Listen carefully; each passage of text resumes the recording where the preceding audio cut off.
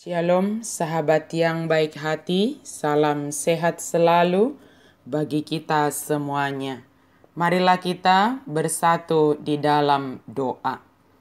Kasih karunia dan damai sejahtera dari Allah Bapa dan dari anaknya Tuhan Yesus Kristus kiranya menyertai kamu sekalian. Amin. Firman Tuhan bagi kita pada hari ini dari Amsal 30 ayat 8. Jauhkan daripadaku kecurangan dan kebohongan, jangan berikan kepadaku kemiskinan atau kekayaan. Biarkanlah aku menikmati makanan yang menjadi bagianku. Sai padau mas yanaun yang niroha dohot hatagabus. Hapoguson manang hamoraon unang lehon tuau. Sai loas ma panganokku bohal tinurpukomi tuau. Biarkan aku menikmati yang menjadi bagianku. Menikmati apa yang menjadi bagian kita adalah sangat baik.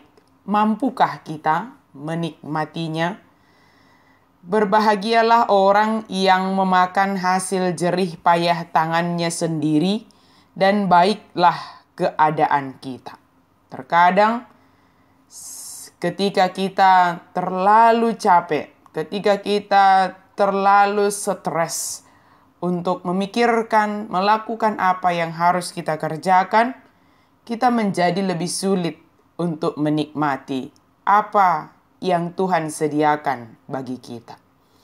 Memakan hasil jerih payah tangan sendiri artinya berusaha dan melakukan sesuatu dalam kebenaran dan memohon Tuhan memberkati setiap yang kita kerjakan.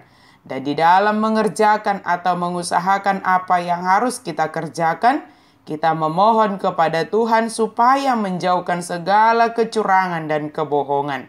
Tidak sedikit orang yang bekerja dan berusaha mengalami kecurangan dan kebohongan, baik dari pihak karyawan atau juga dari pihak pemimpin atau pemilik perusahaan tersebut. Kecurangan dan kebohongan akan mengakibatkan kerugian bagi orang yang sedang berusaha. Maka permohonan ini sangat baik supaya dapat menikmati hasil jerih payah kita. Tentunya kita juga jangan melakukan kecurangan dan kebohongan kepada orang lain.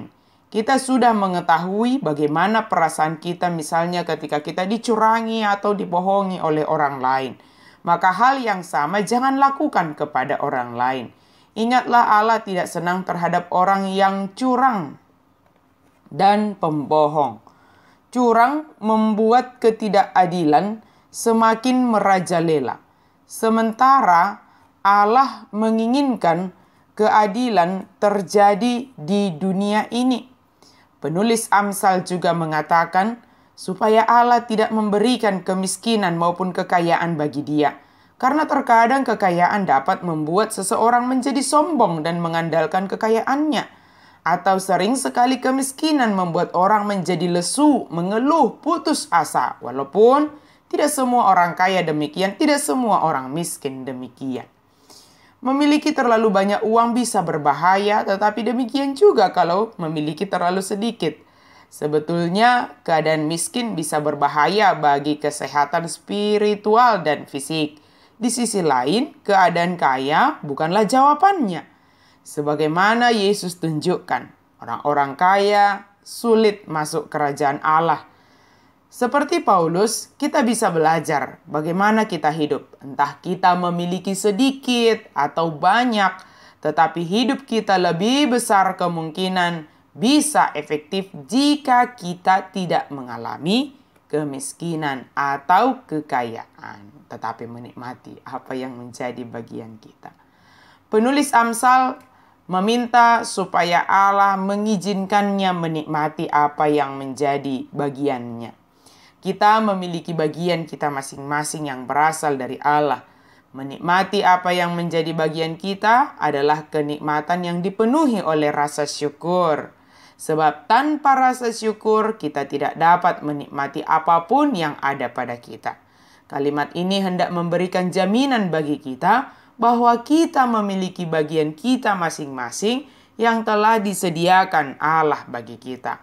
Allah yang menyediakan, maka mari andalkan Tuhan, andalkan Allah dalam segala kerja dan usaha kita, supaya kita jauh dari berbuat curang dan bohong, dan kita dapat menikmatinya dalam rasa syukur. Amin. Mari kita berdoa. Terima kasih Tuhan untuk firman-Mu.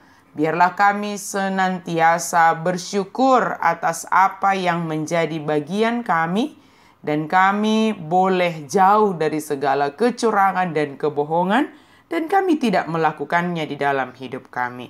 Tolonglah kami ya Allah, supaya kami boleh senantiasa menikmati segala hal yang Engkau anugerahkan dalam hidup kami, di dalam rasa syukur hanya kepadamu saja.